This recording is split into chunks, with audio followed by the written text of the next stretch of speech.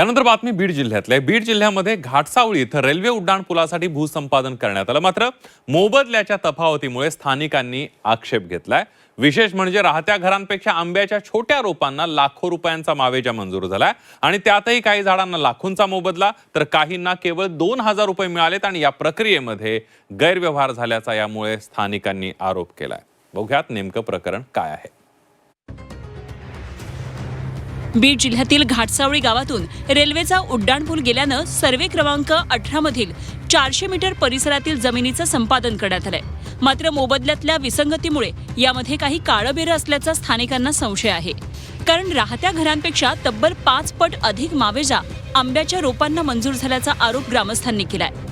बॅरेलमध्ये लावलेल्या एका आंब्याच्या रोपाला तब्बल 8 लाख रुपयांचा मोबदला मिळाला आहे। एवढी मोठी तफावत कशी असेल असा सवाल ग्रामस्थ उपस्थित करतात। ज्यांचे झाड कमी वयाचे त्याला 4-4 लाख रुपये आलेले आहेत आणि जे झाड 8-10 वर्ष वयाचे आहेत, 8-10 वर्षाच्या पूर्वीचे ते तर झाड नुसतं घेतो म्हणले घेतलेच नाहीत। चिंचाचे झाड आहेत ते झाड घेतलेच नाहीत।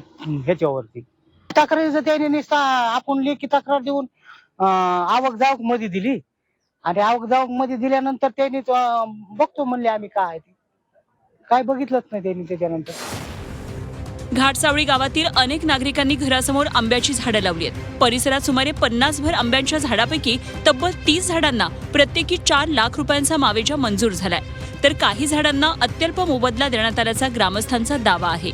तर काही झाडांची नोंदही करण्यात आली नाही असा आरोप आहे। मग ज्यांना 4 लाख रुपयांचा मोबदला मिळाला त्याच निकषांवर इतर पात्र झाडधारकांनाही मावेजा मिळावा अशी मागणी ग्रामस्थांनी केली आहे। भूसंपादन झालंय, त्या भूसंपादनामध्ये हे ब्रिज झालेला आहे, हे शासनाचा ब्रिज झाला इथून जाण्यासाठी। तर या आमचे जे मावेजा आमदार घेतला आहे तो मावेजा कमी मिळाला आहे म्हणून आमची मागणी आहे। रेल्वेसाठी भूसंपादन प्रक्रियेत काही मोठ्या इमारतींना केवळ 10 लाख रुपयांचा मावेजा मिळाल्याचा दावा काही नागरिकांनी केलाय, तर तुलनेनं साध्या घरांना तब्बल 40 लाख रुपयांचा मोबदला देण्यात आल्याचं ग्रामस्थ सांगतात।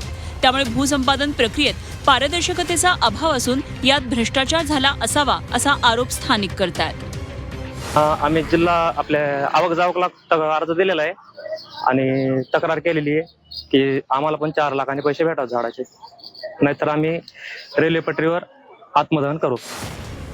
सतर्कता दाखवत प्रशासनानं या प्रकरणात चौकशी समिती नेमून अहवालानंतर रीतसर कारवाई करू असं आश्वासन जिल्हाधिकाऱ्यांनी दिलंय। मोठ्या तफावत रकममध्ये आहे तसे माझ्याकडे तक्रार प्राप्त झालेला आहे। हे ऑलरेडी शहानिशा करण्यासाठी आमच्या भूसंपादन अधिकाऱ्याला मी पाठवला आहे। त्याचा रिपोर्ट 2 या 3 दिवसमध्ये माझ्याकडे येणारच आहे। तो त्या रिपोर्टच्या आधारे पुढच्या प्रक्रिया मी करणार आहे। भूसंपादन प्रक्रियेत नेमके कोणते निकष लावण्यात आले, मोबदल्याचे दर कसे ठरवण्यात आले आणि या सर्व प्रकरणात कोणाची जबाबदारी आहे याची सखोल चौकशी करण्याची मागणी आता जोर धरू लागली आहे। मावेजा आम्हाला हे मिळवून द्यावं आणि त्या संबंधित भूसंपादन अधिकाऱ्यांची पुन्हा एकदा चौकशी करावी अशी मागणी जी आहे इथले ग्रामस्थ जिल्हाधिकारी विवेक जॉन्सन यांच्याकडे केलेली आहे। कॅमेरा पर्सन ज्ञानेश्वर वायबशेसह मी महेंद्र कुमार मुधोळकर।